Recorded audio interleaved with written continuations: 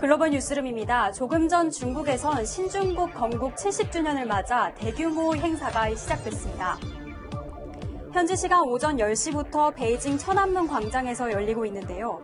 70년 전 마오쩌둥이 천안문에서 중화인민공화국의 수립을 공식 선언한 날이기 때문입니다. 오늘 행사에 병력 15,000명과 군용기 160대가 동원되고 중국의 첨단 무기를 선보이는 열병식도 진행되는데요. 또한 중화민족의 위대한 부흥, 즉 중국몽을 강조하며 대규모 시민 퍼레이드 등도 함께 열리고 있습니다. 이런 가운데 홍콩에선 중국 국경일을 애도의 날이라고 부르며 대규모 집회를 예고했습니다. 홍콩 경찰은 폭력 시위를 우려하며 이번 시위를 불허했는데요.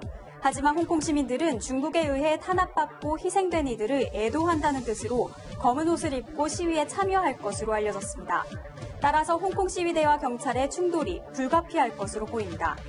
홍콩 정부는 국경절 행사가 열리는 컨벤션 센터 주변의 경비를 강화하고 매회 열리는 불꽃놀이로 취소했습니다. 마지막 소식입니다. 트럼프 대통령의 탄핵 위기를 촉발한 우크라이나 스캔들에 폼페이오 미 국무장관이 관여돼 있는 것으로 알려졌습니다. 월스트리트 저널은 폼페이오 장관이 우크라이나 스캔들을 촉발한 지난 7월 트럼프 대통령과 젤렌스키 우크라이나 대통령의 통화를 직접 들었던 것으로 확인됐다고 전했습니다. 폼페이오 장관은 앞서 미 하원이 탄핵 조사에 돌입한 직후 자료 제출을 요구하는 소환장을 보냈지만 응하지 않았고 지금까지 우크라이나 스캔들 관련 의혹을 부인했습니다. Each of the actions that were undertaken by State Department officials was entirely appropriate. 만약 국무부 고위 당국자 등이 우크라이나 정부와의 부적절한 접촉에 관여한 것으로 나타나면 폼페이오 장관의 정치 생명에도 큰 타격이 있을 것으로 보입니다.